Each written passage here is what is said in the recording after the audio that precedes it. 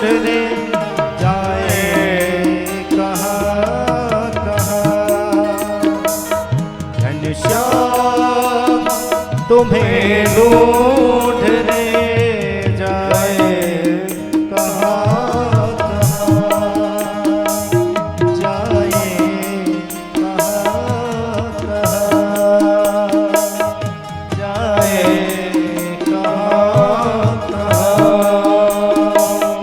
अपने विरह की याद दिलाए कहाँ कहाँ, अपने विरह की याद दिलाए कहाँ कहाँ, घनश्याम तुम्हें ढूंढने जाए कहाँ कहाँ, जाए कहाँ कहाँ।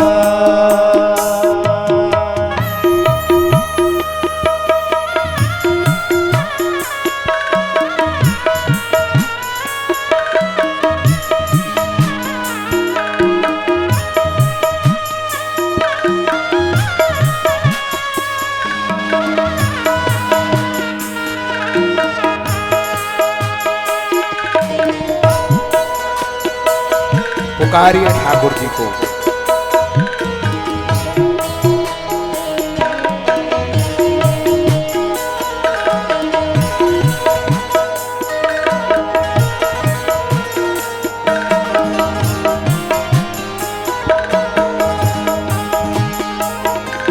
तेरी नजर में जुल्फ में मुस्कान मधुर में, तेरी नजर में जुल्फ में मुस्कान मधुर में, छा हुआ ये मन मेरा, उलझा हुआ ये मन मेरा, सुलझाए कहाँ कहाँ, घनश्याम तुम्हें ढूंढने जाए कहाँ कहाँ, जाए कहाँ कहाँ।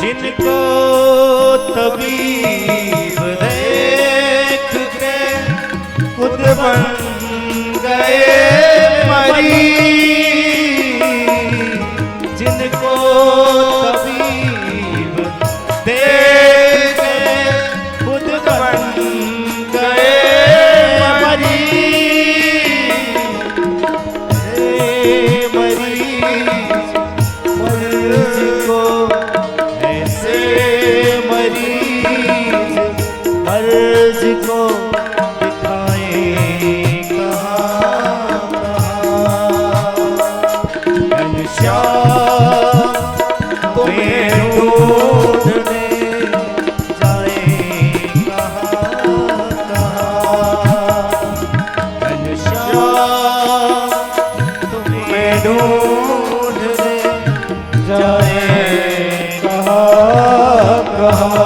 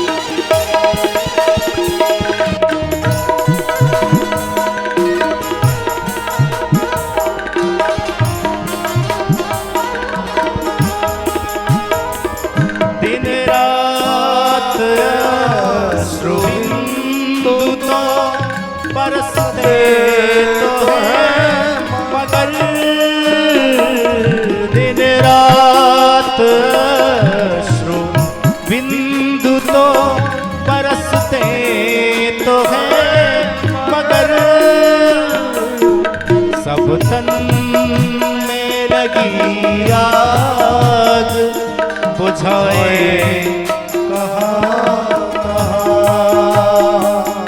घनश्याम तुम्हें ढूंढने जाए कहाँ कहाँ, जाए कहाँ कहाँ। अपने विरह की याद दिलाए कहाँ कहाँ। अपने विरह की याद में दिलाए कहाँ कहाँ। घनश्याम तुम्हें ढूंढने जाए कहाँ कहाँ।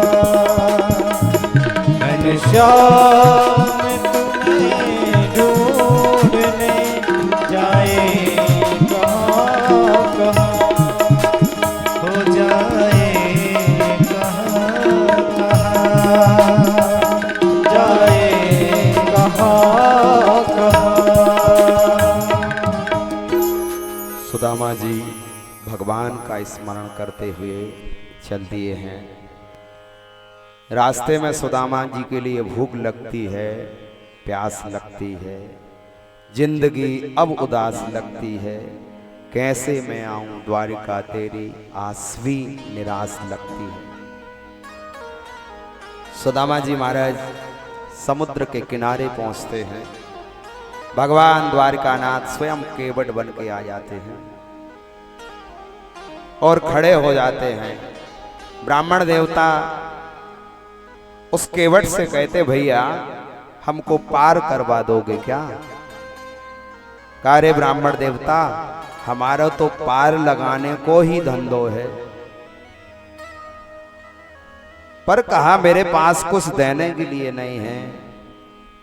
तो केवट कहता, जो आपको भगवान ने दिया हो वह मेरे लिए दे देना।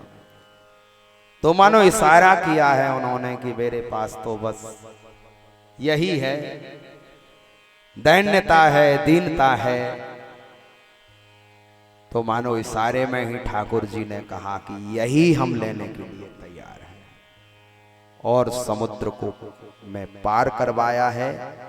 पार होने के बाद सुदामा जी एक वृक्ष के नीचे सो जाते हैं। चलते चलते बहुत थक गए हैं। तो भगवान ने अपनी लीला के द्वारा ही उनको द्वारकापुरी में पहुंचाया, और द्वारकापुरी में पहुंचते ही पूछ रहे, भैया द्वारकाधीश का भवन कहाँ है? लोगों ने कहा, भाई क्यों जाना चाहते हो द्वारकाधीश के यहाँ? कहा, भैया द्वारकाधीश हमारो मित्र है, कन्हैया हमारो मित्र है। लोगों ने कहा, अरे ब्राह्मण देवता, आपको कहीं ये भूख मगज में तो नहीं चढ़ गई कि कुछ भी बकने लगे? कहां द्वारकानाथ और कहां आप? कहा, नहीं भैया मैं सत्य कह रहा हूं। कुछ लोगों ने तो मजाक उड़ा दी है, पर सुदामा जी चले हैं।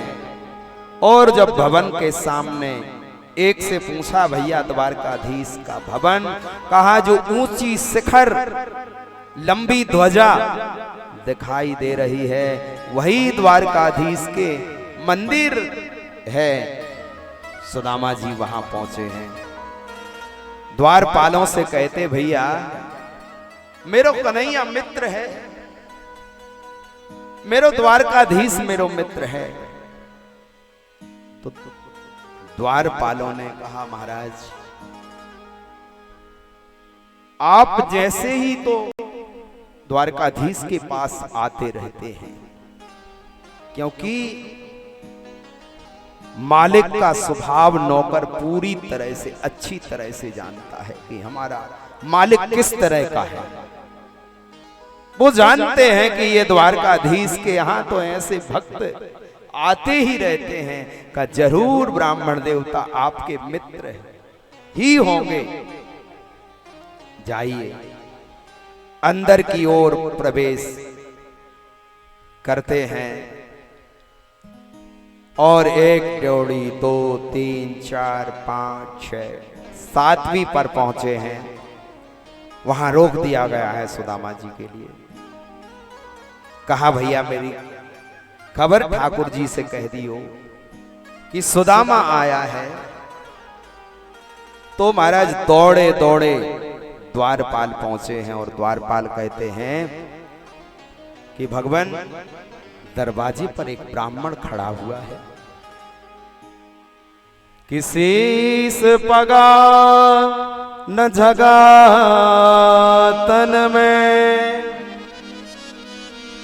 प्रभु आही को जान बसे के ही ग्राम। द्वार खड़ो तुझ दुर्बल एक, रहो चकिसो वसुधा अविराम। कि पूछत दीन दयाल को धाम, बतावत आपनो नाम सुदाम। सुदामा का नाम सुनते ही द्वारकाधीश दौड़ पड़े हैं।